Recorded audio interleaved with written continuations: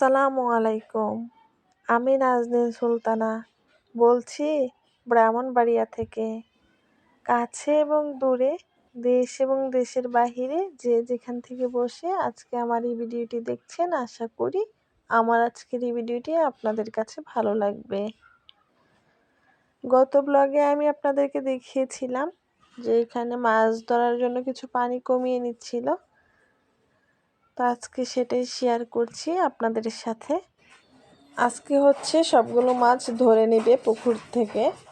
মাছ ধরার সময় তো আর আমি ভিডিও করতে পারবো না, তাই আপনাদের সাথেও আর শেয়ার করতে পারবো না, যেহেতু আমি যাব না মাছ ধরার সময়। যদি বাড়িতে আনা হয় তখন না হয় আপনাদের সাথে শেয়ার করব। তো এখানে চলে আসলাম। এটা হচ্ছে একটা মালটা গাছ। তো মালটা গাছে দেখলাম যে মোটামুটি ভালো ফুল এসেছে।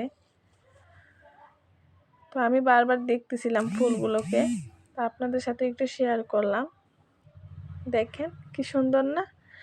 এটা একটা মালটা গাছ, আর নিচে কিছু বেলম্বু গাছ আছে, তারপরে আমড়া গাছ আছে, আর এই পাশে কিছু আতাফল গাছ আছে।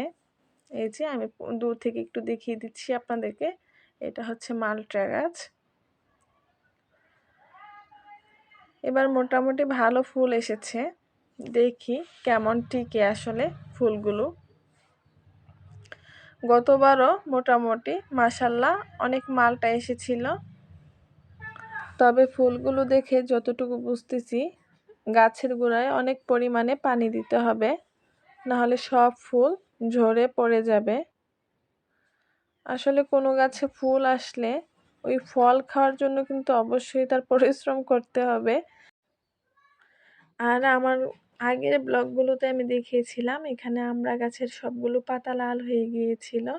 এখন দেখেন গাছে কোনো পাতা নেই, দেখতে কি অদ্ভুত লাগছে তাই না?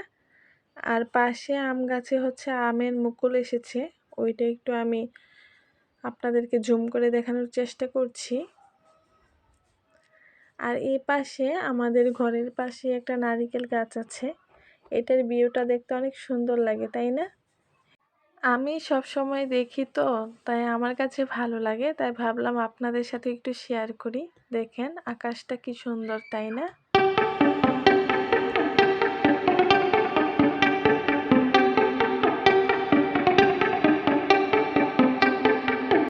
এই তো অবশেষে মাছ চলে আসলো। এখানে অনেক রকমের মাছ ছিল, তবে এখানে যে সব মাছ তা কিন্তু নয়। যারা আসলে ধরেছে তাদেরকে দেওয়া হয়েছে, অন্যান্য মানুষদেরকেও দেওয়া হয়েছে। আর পরে আমরাই মাছগুলো এনেছি। এখানে শিং মাছ ছিল, তারপরে টাকি মাছ ছিল, একটা বড় রুই ছিল, তারপরে তেলাপিয়া ছিল, পাঙ্কাশ ছিল, আসলে সব ধরনের মাছ ছিল।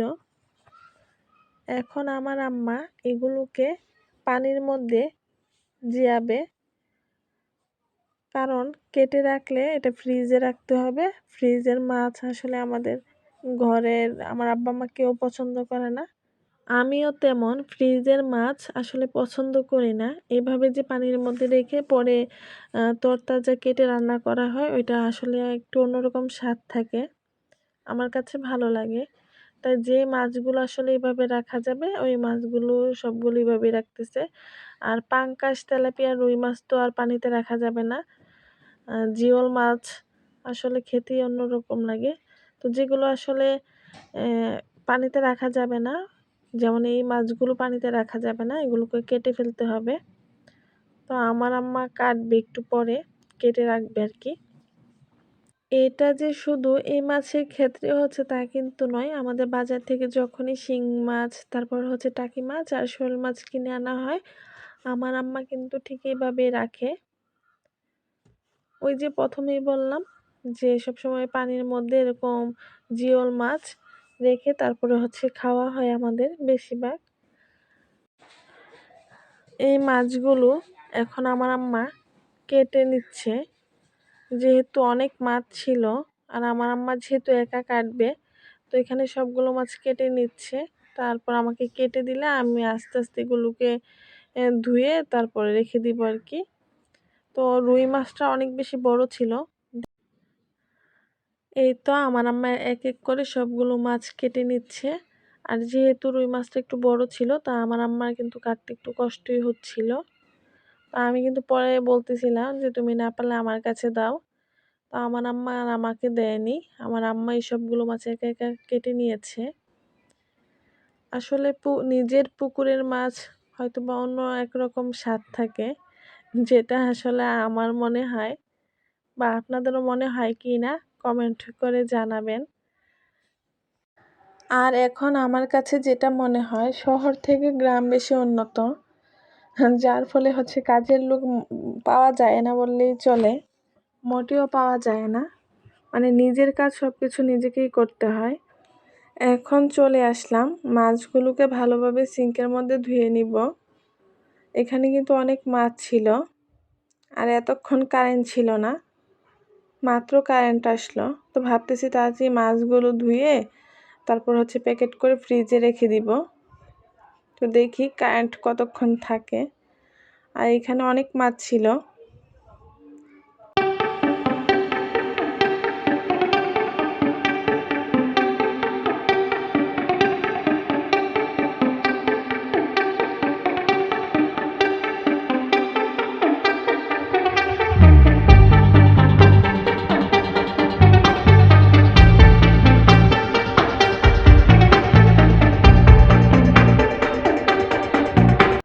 এখানে কিন্তু আমি মাছগুলো ধুয়ে নিচ্ছিলাম আর আমার বোনদেরকে খুব বেশি মিস করতেছিলাম।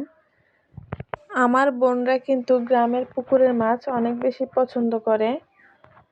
তারপরও কিছু করার নেই, সম্ভব না এত দূরে মাছ পাঠানো। আর কে নিয়ে যাবে? আমার তো কলেজ আছে, আমি তো পারবো না এখন যেতে।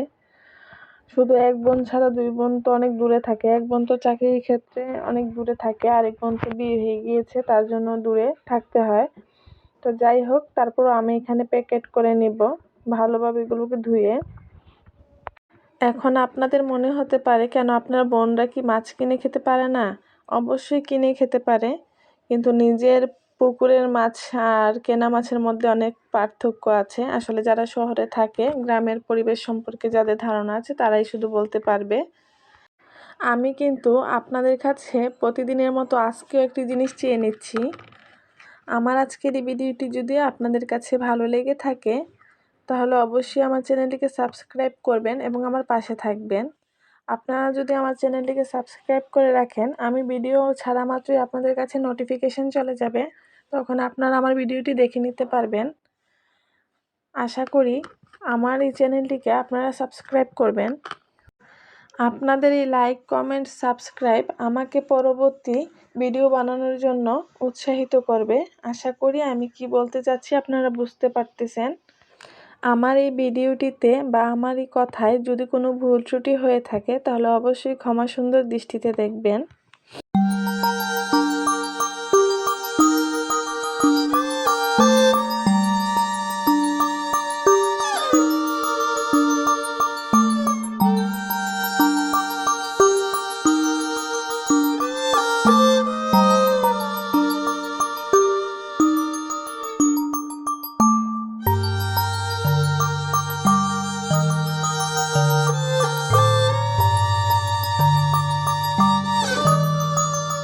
এখানে কিন্তু আমি মাছগুলো ভালোভাবে পরিষ্কার করে তারপর প্যাকেট করে নিচ্ছি।